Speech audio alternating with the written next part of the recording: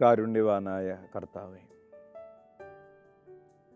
വചനത്തിലൂടെ അങ്ങ് ഞങ്ങളോട് അനുദിനം സംസാരിക്കുകയും ഞങ്ങളെ വഴി നടത്തുകയും ചെയ്യുന്നുവല്ലോ.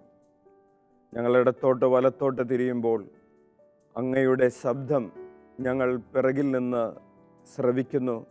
ഇതാണ് വഴി, ഇതിലേ പോവുക. ഞങ്ങൾ അനുദിന ജീവിതത്തിൽ എടുക്കേണ്ട തീരുമാനങ്ങളെക്കുറിച്ച്, ഞങ്ങൾ നടക്കേണ്ട വഴികളെക്കുറിച്ച് അങ്ങ് ഞങ്ങൾക്ക് വ്യക്തത നൽകുന്നുവല്ലോ.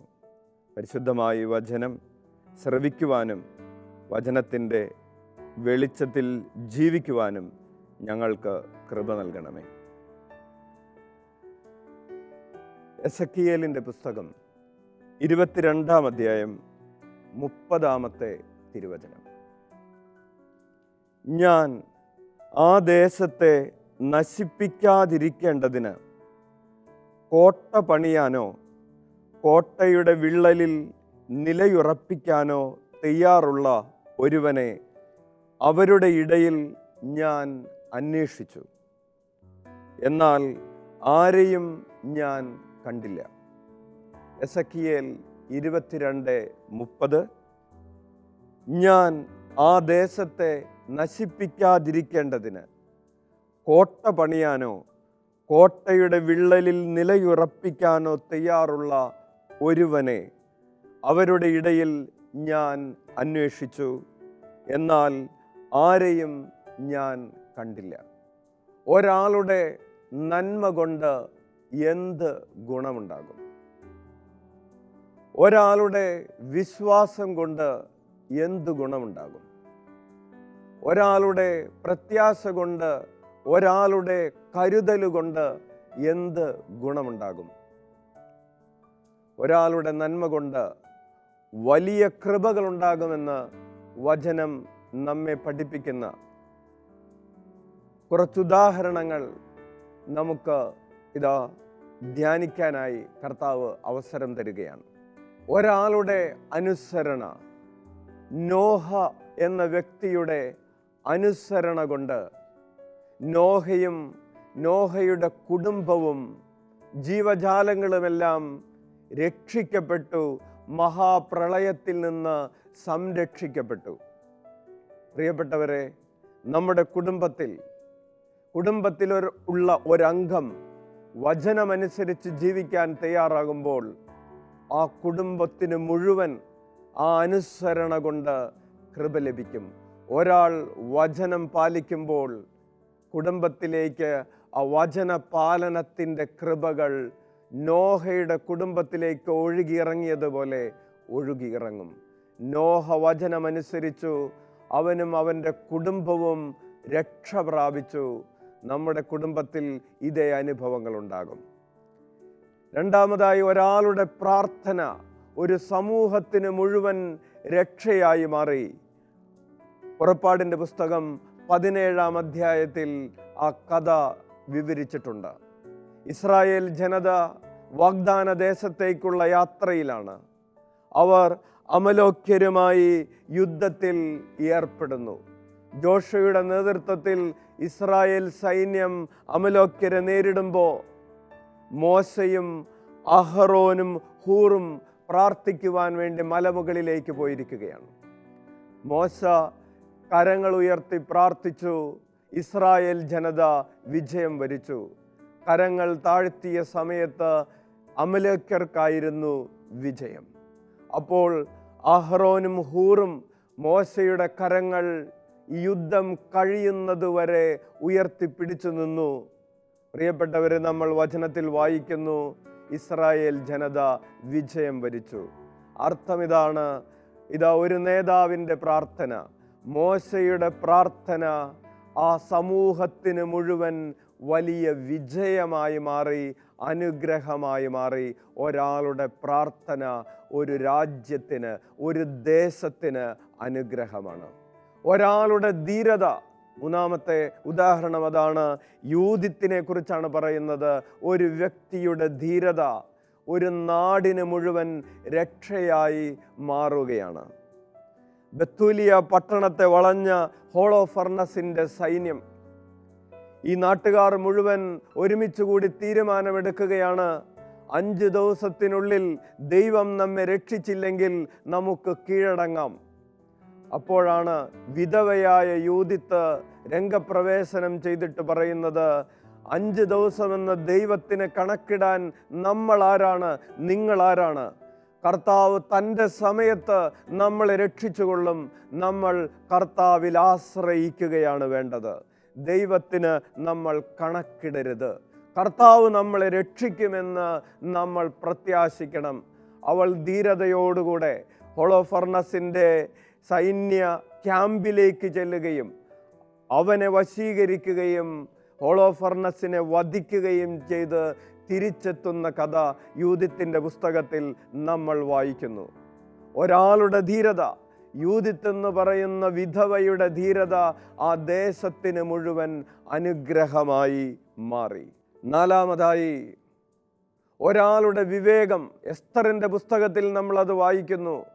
ഒരാളുടെ വിവേകം ആ സമൂഹത്തിന് മുഴുവൻ, യഹൂദ സമൂഹത്തിന് മുഴുവൻ രക്ഷയായി മാറിയതിൻ്റെ കഥ.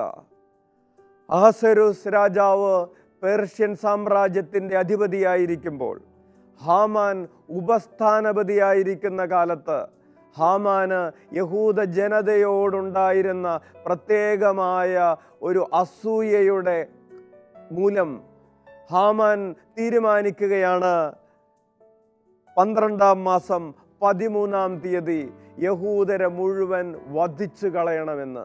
അതിനു വേണ്ടിയിട്ടുള്ള കാര്യങ്ങളെല്ലാം ഒരുക്കി മുന്നോട്ട് പോകുമ്പോഴാണ് എസ്തർ രാജ്ഞി വളരെ കർത്താവിൻ്റെ കരുതൽ മൂലം, കരുണ മൂലം അഹസ്വേരോസ് രാജാവിൻ്റെ രാജ്ഞിയായി മാറിയ എസ്തർ രാജ്ഞി.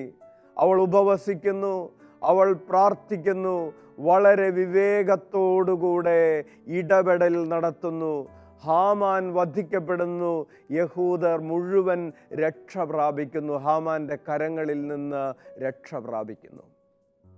ഒരാളുടെ വിവേകത്തോടുകൂടിയുള്ള ഇടപെടൽ ഒരു സമൂഹത്തിന് മുഴുവൻ അനുഗ്രഹമായിട്ട് മാറുന്നു. നമ്മുടെ നാട്ടിലും നമ്മുടെ കാലഘട്ടത്തിലും വിവേകത്തോടുകൂടെ, ഉപവാസത്തോടുകൂടെ, പ്രാർത്ഥനയോടുകൂടെ ഇടപെടലുകൾ നടത്തുമ്പോൾ അത് സമൂഹത്തിന് രക്ഷയായി മാറും. 5-മതായി ഒരാളുടെ മാനസാന്തരം. പല ഉദാഹരണങ്ങളുണ്ട്. പൗലോസിൻ്റെ മാനസാന്തരം അനേകായിരം പേർക്ക്, അനേക ലക്ഷങ്ങൾക്ക് വിശ്വാസമെത്തിക്കുന്ന ഒരവസരമായി മാറുകയാണ്. ഒരാൾ മാനസാന്തരപ്പെട്ടു, അയാളുടെ മാനസാന്തരത്തിലൂടെ അനേക ലക്ഷങ്ങൾ കർത്താവിനെ അറിയാൻ ഇടവന്നു. യോനായുടെ മാനസാന്തരത്തിലൂടെ നിനവേ രാജ്യം മുഴുവൻ, നിനവേ ദേശം മുഴുവൻ അനുതാപത്തിലേക്കും മാനസാന്തരത്തിലേക്കും കടന്നു വന്നു. സഖ്യവൂസിൻ്റെ മാനസാന്തരം വഴി അവൻ്റെ കുടുംബത്തിന് രക്ഷയുണ്ടായി. ഒരാളുടെ മാനസാന്തരം, ഒരു ഭവനത്തിൽ ഒരാളുടെ മാനസാന്തരം, ഒരു സമൂഹത്തിൽ ഒരാളുടെ മാനസാന്തരം, ഒരു രാജ്യത്തിലെ ഒരാളുടെ മാനസാന്തരം വലിയ വിപ്ലവാത്മകമായ മാറ്റങ്ങൾ കൊണ്ടുവരാൻ സാധിക്കും. പ്രിയപ്പെട്ടവരെ, ഒരാളുടെ കരുതൽ, ഒരാളുടെ നന്മ, പരിശുദ്ധ അമ്മയുടെ നന്മ കാനായിലെ കല്യാണ വീട്ടിലെ അപമാനത്തെ ബഹുമാനമാക്കി മാറ്റി. നമ്മുടെ ഓരോരുത്തരുടെയും നന്മകൾ, നമ്മുടെ ചുറ്റുപാടും അനേകം നന്മകൾ കൊണ്ടുവരുന്നതിന് ഇടവരുത്തും. ഒരാളുടെ നന്മ, ആ നന്മ മൾട്ടിപ്ലൈ ചെയ്യുന്നതിന് ഇടവരും. ഒരാളുടെ നന്മ ദൈവത്തിൻ്റെ മഹത്വം പ്രകടമാക്കുന്നതിന് ഇടവരുത്തും. 7-മതായി ഒരാളുടെ ഷെയറിങ്.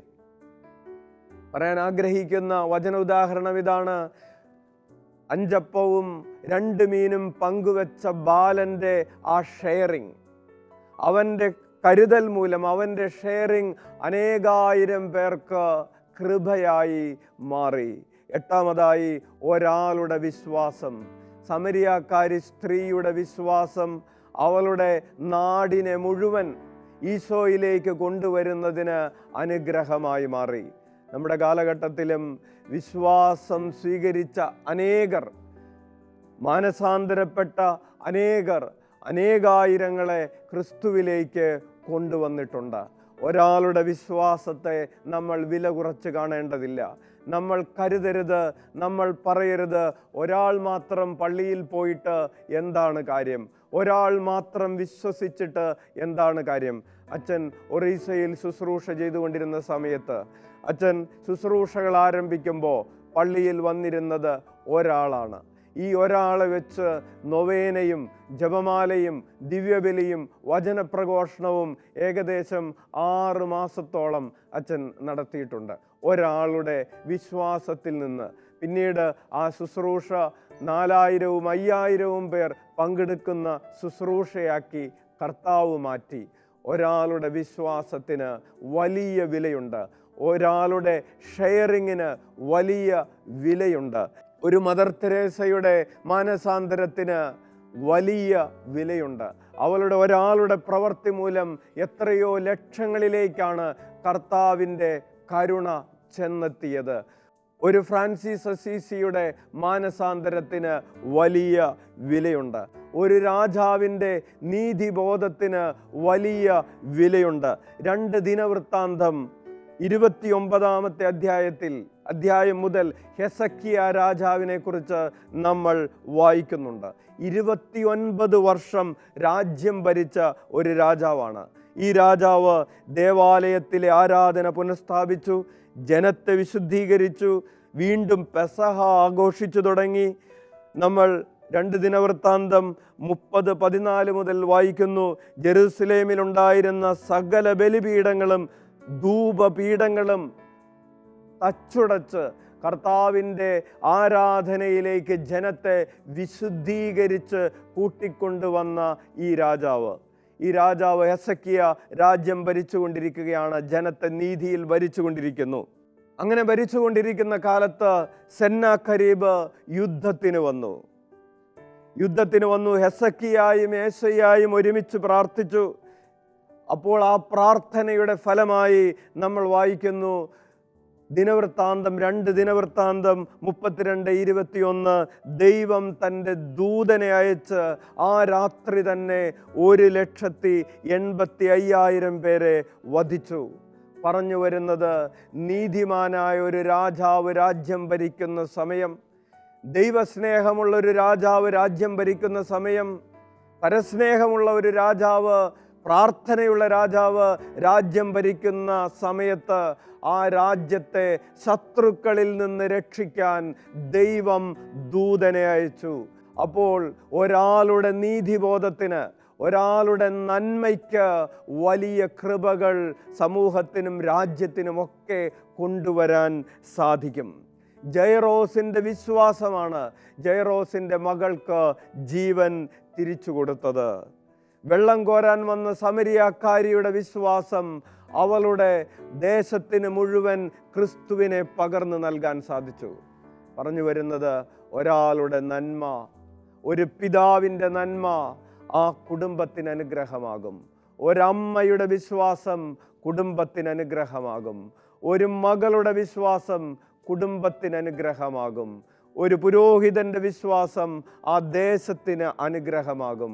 ഒരു സമർപ്പിതയുടെ വിശ്വാസം ആ നാടിന് അനുഗ്രഹമായി മാറും. നമുക്ക് കണ്ണുകളടക്കാം. പിതാവായ ദൈവമേ, എനിക്ക് തനിച്ച് എന്ത് ചെയ്യാൻ കഴിയും എന്ന് ചിന്തിക്കാതെ അങ്ങയുടെ കരുണയിൽ ആശ്രയിച്ച് മുന്നേറുമ്പോൾ എൻ്റെ കരങ്ങളെ അങ്ങയുടെ കരങ്ങൾ പോലെയാക്കുമെന്ന് വിശ്വസിക്കാൻ, എൻ്റെ കണ്ണുകളെ അങ്ങയുടെ കണ്ണുകളാക്കി മാറ്റുമെന്ന് വിശ്വസിക്കാൻ, എൻ്റെ ഹൃദയത്തെ അങ്ങയുടെ ഹൃദയമാക്കി മാറ്റുമെന്ന് വിശ്വസിക്കുവാൻ എനിക്ക് കൃപ നൽകണമേ. എനിക്ക് ചെയ്യാൻ കഴിയുന്ന നന്മകൾ, അത് ചെറുതാണെങ്കിലും വലുതാണെങ്കിലും, അത് വിശ്വസ്തയോടുകൂടെ ചെയ്യുവാൻ, ചെറിയ കാര്യങ്ങളിൽ വിശ്വസ്തരായിരിക്കുവാൻ എനിക്ക് കൃപ നൽകണമേ. ഞങ്ങൾക്ക് ഓരോരുത്തർക്കും കൃപ നൽകണമേ. അങ്ങയുടെ വചനം ഞങ്ങളെ ശക്തിപ്പെടുത്തട്ടെ. അങ്ങയുടെ തിരുനാമത്തിന് മഹത്വമുണ്ടാകട്ടെ. ആമേൻ.